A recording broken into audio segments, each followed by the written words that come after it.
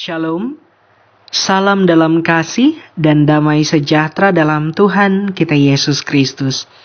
Jemaat yang diberkati Tuhan, hari ini Jumat 30 Oktober 2020, kita akan bersama-sama merenungkan firman Tuhan yang didasarkan dari surat Petrus yang kedua, pasalnya yang kedua, ayat 1 sampai yang ketiga. 2 Petrus, pasal 2, ayat 1 sampai 3. Sebelum itu mari kita berdoa. Tuhan kami dalam Yesus Kristus, sungguh besar kasih dan anugerah-Mu yang boleh kami rasakan dalam setiap kehidupan kami. Ya Tuhan, saat ini kami mau menyediakan waktu kami untuk bersama-sama merenungkan firman Tuhan.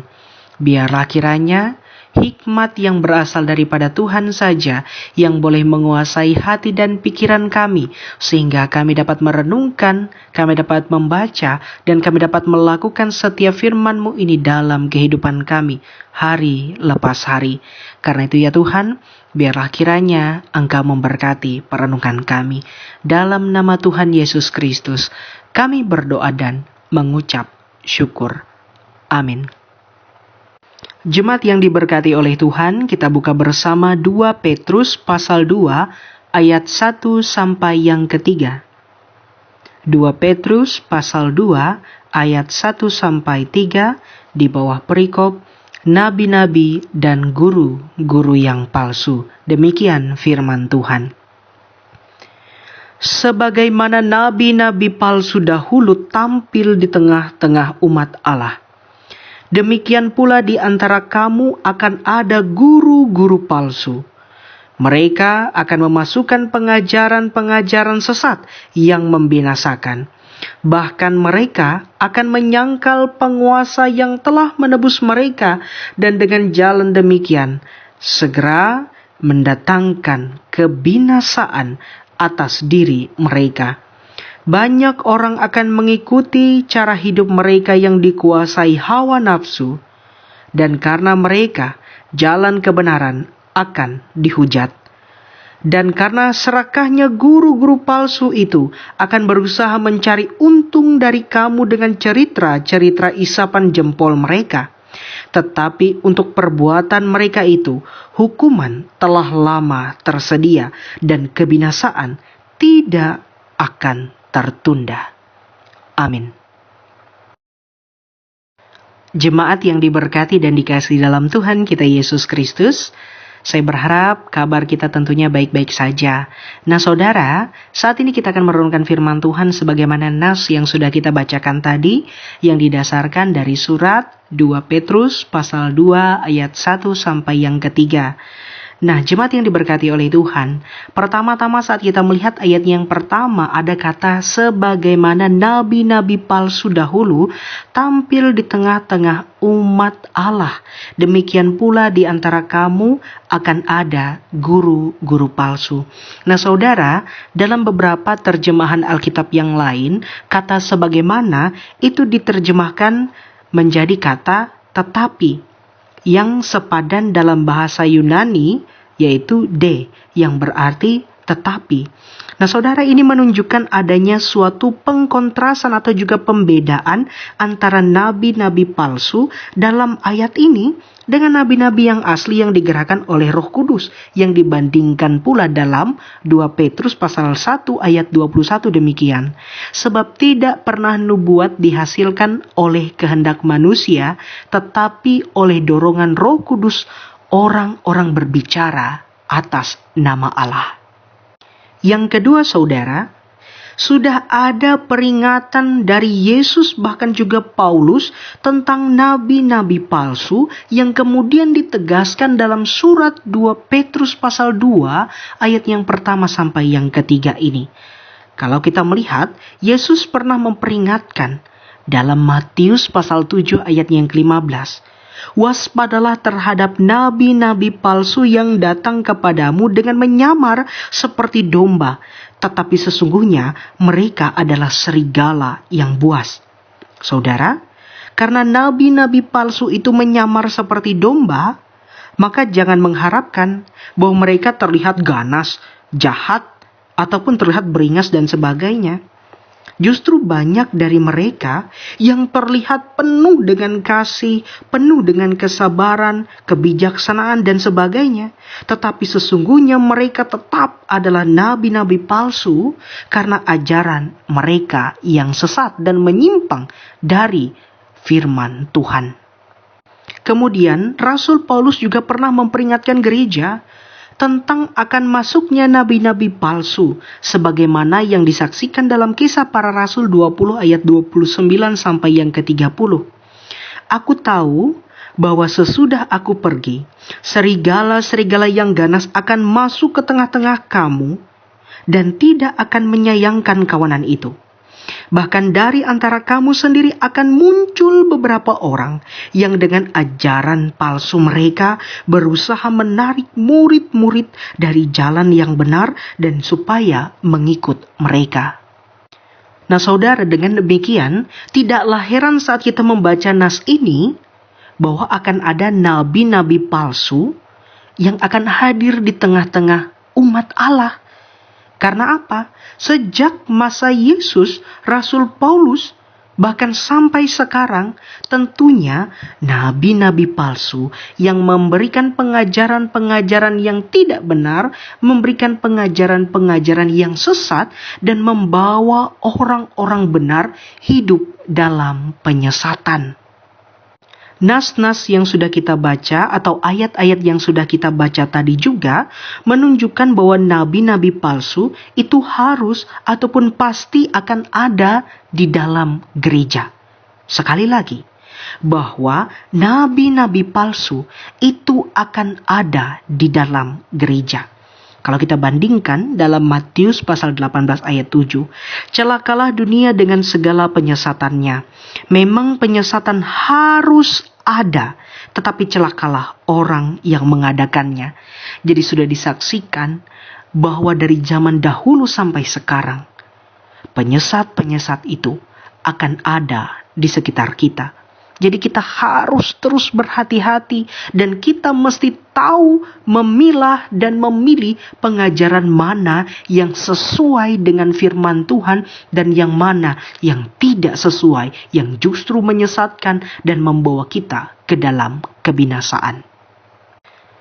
Saudara yang diberkati oleh Tuhan, kalau kita melihat sejak zaman dahulu, penyesat dan juga ajaran yang tidak benar, yang tidak sesuai dengan firman Tuhan, tentu ada bertebaran di mana-mana. Bahkan ada di sekitar kita saat ini. Karena itu, jika seseorang tidak tahu ajaran yang benar atau tidak memiliki penuntun kebenaran, maka dapat dipastikan ia akan mudah goyah dan juga tersesat oleh godaan penyesat dan juga ajaran yang salah tadi. Nah, bacaan kita hari ini mempunyai kesamaan dengan surat Yudas.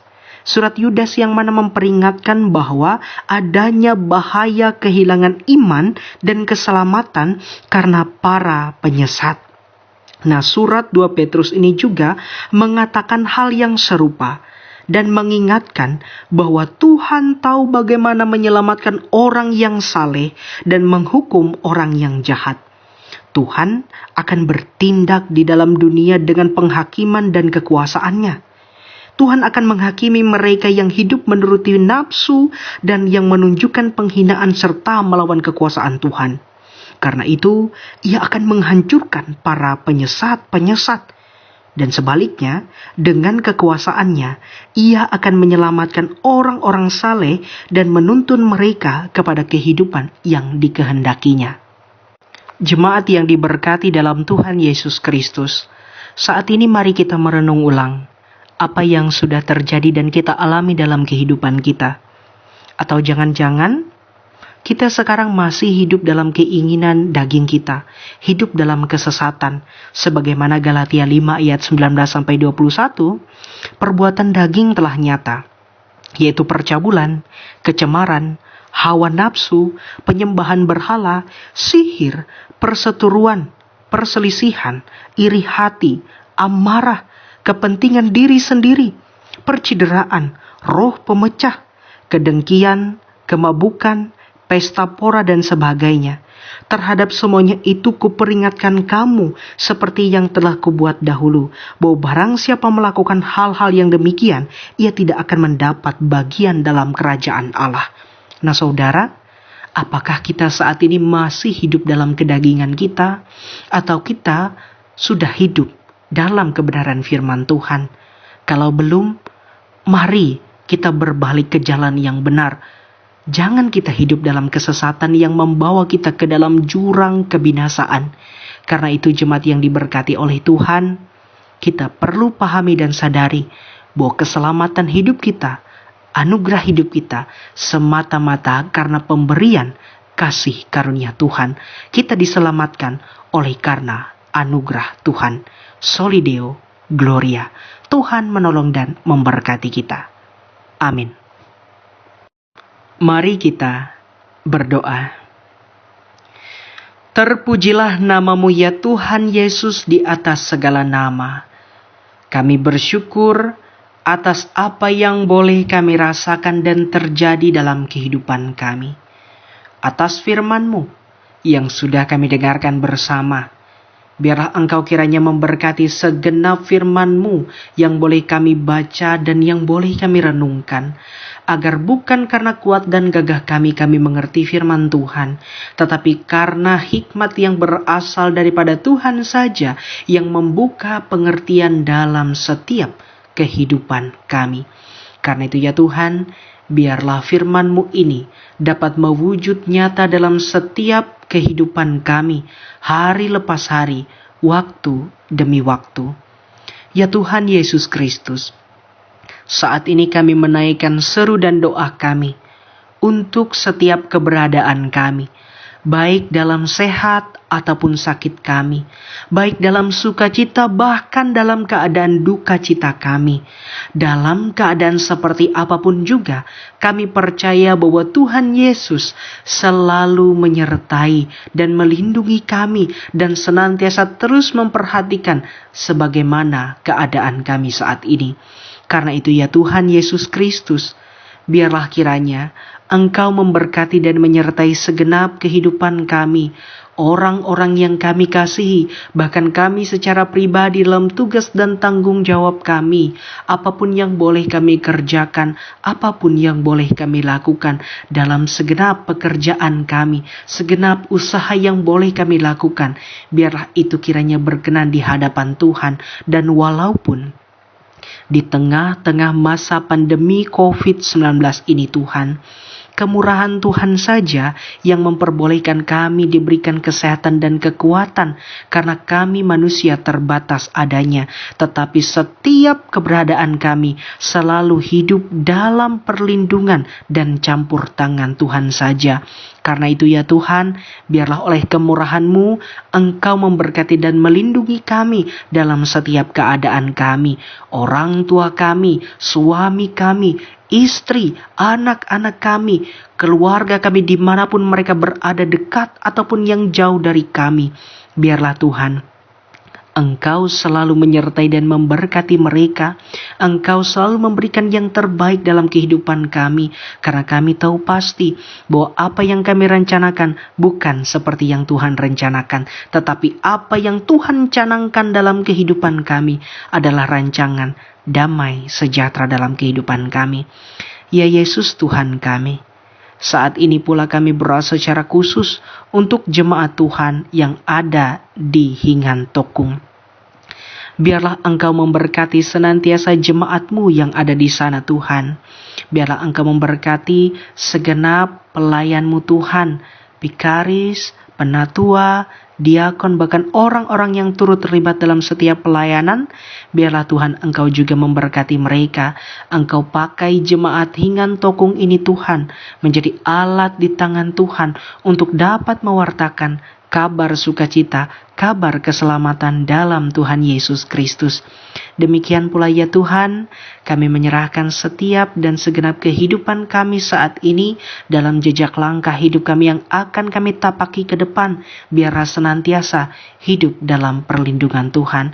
Ini doa dan seru kami Tuhan yang terbatas adanya, biarlah Engkau menilik kedalaman hati kami Tuhan, dan apa yang terbaik menurut-Mu Tuhan, itulah yang terjadi dalam hidup kami. Dalam nama Tuhan Yesus Kristus, kami berdoa dan mengucap syukur. Bapa kami yang di sorga, dikuduskanlah namamu, datanglah kerajaan-Mu, jadilah kehendak-Mu di bumi seperti di sorga. Berikanlah kami pada hari ini makanan kami yang secukupnya, dan ampunilah kami akan kesalahan kami, seperti kami juga mengampuni orang yang bersalah kepada kami. Dan janganlah membawa kami ke dalam pencobaan, tetapi lepaskanlah kami daripada yang jahat, karena Engkaulah yang empunya kerajaan, dan kuasa, dan kemuliaan, sampai selama-lamanya. Amin.